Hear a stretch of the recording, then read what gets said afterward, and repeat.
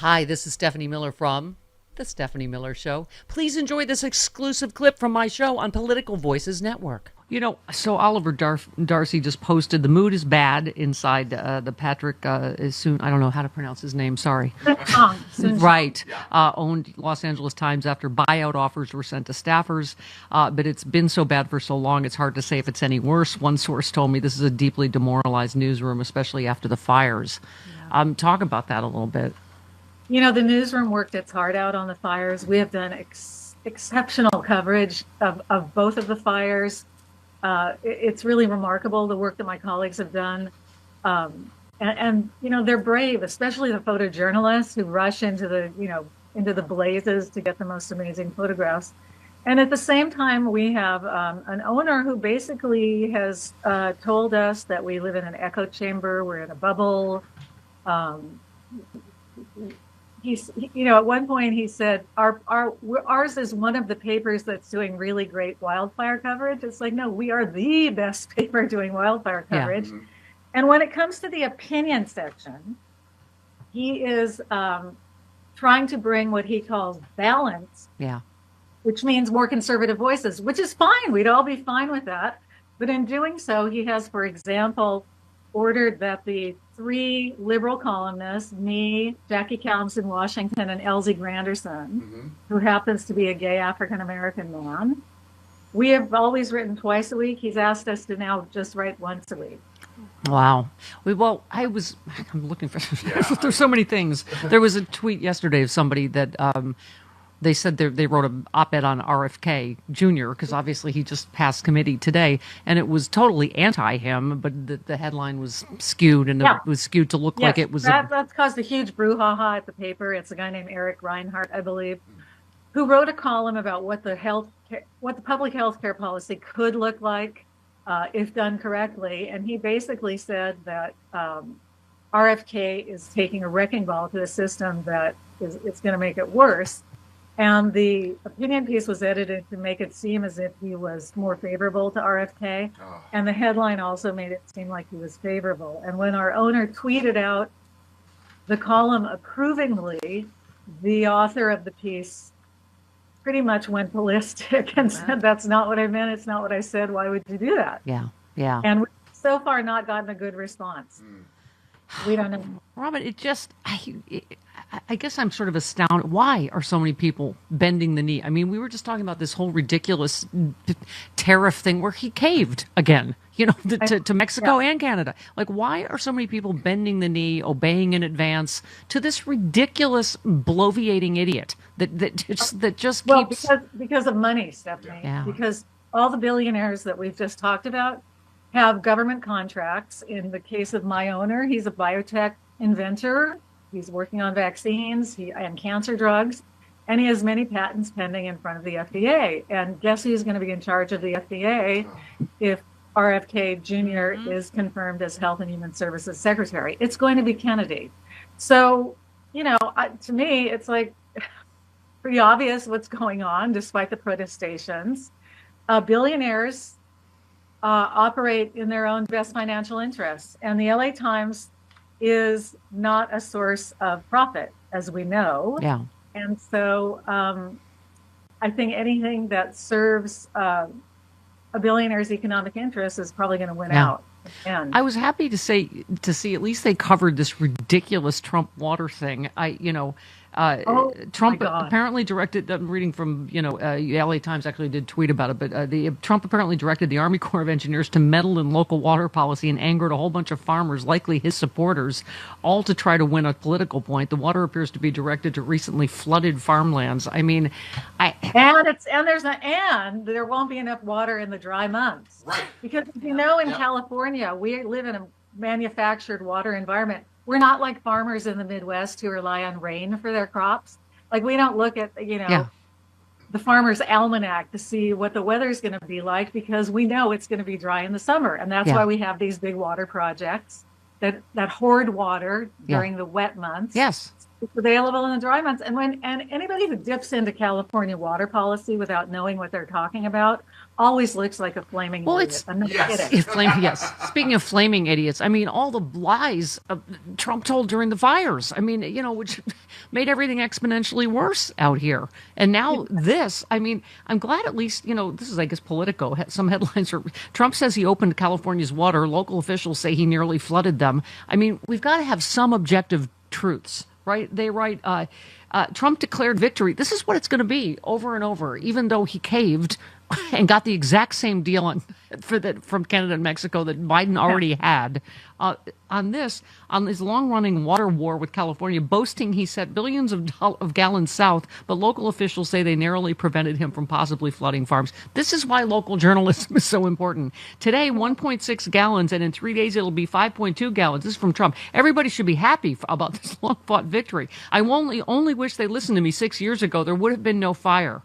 Can you explain how profoundly stupid that statement is? I don't know if even I can explain how profoundly stupid that is. The idea that a hurricane wind whipped wildfire that came through densely built residential areas could have somehow been prevented by sweeping the forests, which I think is what he is referring to when he says if they had listened to me 6 years ago, is preposterous. Yeah. It's and is it 3%? 3%? I run out of of adjectives. Is it 3%, Robin, of the forest lands even here that are, California? They're mostly federal land. So hand him a rake next time he's here. Like you go first. So yeah, local officials had to talk the Army Corps of Engineers down after it abruptly alerted them Thursday afternoon it was about to increase water flows from 2 reservoirs to maximum capacity. Before the Corps ratcheted down its plan, local authorities scrambled to move equipment and warn farms about possible flooding. He said, one engineer said, I've been here 25 years. I've never been given notice that quick. It was alarming and scary. It's going to be 4 years of petty vindictiveness because he hates California, for instance, right? It's going to be alarming and scary. That is a perfect way to put it, because he has the power to do these things. I mean, you see what's happening in Washington now with USAID and the Department of Education. It's, I can only hope that people will take a look at what's going on and say, wait a minute, I was voting for the price of eggs to come down, which, by the way, I was just at Gelson's. Yeah. Eggs were $10 a dozen. Yeah. They are cheaper at Trader Joe's, I admit. Yeah. But, I think all the things that he promised that really sort of appealed to people's base natures, he's doing that stuff, and it's not going to make life easier for them. Yeah. Yeah. You, because you're an angry feminist, had another great piece. If you're not angry, you're not paying attention. Right. But you just, because there's so much going on at once. That's hard for anybody, including journalists, I'm sure, to focus. But you just said no one polices bodies the way we police women's bodies. While we've been distracted by wildfire tragedies, the dizzying stream of Project 2025 inspired directives flowing from the Oval Office, we can't forget the Republican-led war on women's reproductive rights shows no signs of waning. In fact, it's heating up again. And you just go through a bunch of terrifying Handmaid's Tale stories in state after state. Just this week, a doctor in New York was charged with providing abortion pills to somebody in, I want to say, Alabama. Yeah. And Kathy Hochul, the New York governor, said, listen, nobody's going to go to prison on my watch, no doctor in New York State. This is what's happening. I mean, the idea that, abortion should be left up to the states, this is how the states are going to handle it. They're going to try to charge doctors in places where abortion is legal. They are trying to, create a nation where women are forced to give birth, whether they are 12 years old, whether they have fetuses whose conditions are incompatible with life. It doesn't matter. It's about controlling women's bodies. Yeah. Yeah. I mean, I think that's, I think it was Ezra Klein just wrote a piece about Steve Bannon, the flood the zone. This is what they're doing to keep people like you, like, you don't know what to cover. And then, Musk takes over the Treasury while we're all like, Here's the thing. Yes, shock and awe is definitely happening, but all these things are being covered. I don't think there are anything that's being done in secret. Yeah. Or things that are being done in secret eventually come out into the public, and the reporters who are covering this are doing a great job. We can walk and chew gum at the same time. We can cover wildfires and we can cover the outrages coming out of Washington. Yeah. And we can cover Elon Musk's attempt to take over the government. And the only thing I think that's going to stop him is if Trump finally realizes that Elon's getting all the credit, or, Elon's pissing off voters. Right. Right. Yeah. I mean, that's what I keep saying. Just get loud. This isn't a time to get quiet. It's a time to get louder. And you do that all the time and fight the good fight. We're so excited to see you again. Yes. We got to make this a regular thing. Here. Because I would never mute your mic so only I could talk. I think That's I why think it was a nightmare, Stephanie. I think it's a dream about how awesome I am and how really only I need to talk anyway. Oh, God. Okay. We all know that. I love you, Robin Abkarian, LA Times. Because we said this, when all this stuff is going on. We actually mentioned you back when. I said, I don't want to punish all the great writers like Robin Abkarian and Michael Hiltzik. And there's individual journalists doing great work. And, while I understand Harry Littman and, Jennifer Rubin, you got to do what you got to do in terms of your own conscience. But there's a lot of y'all in the trenches doing great work. So And now we're trying to decide whether we should take the buyouts or not, because they've offered up to a year's pay. yeah. Yeah.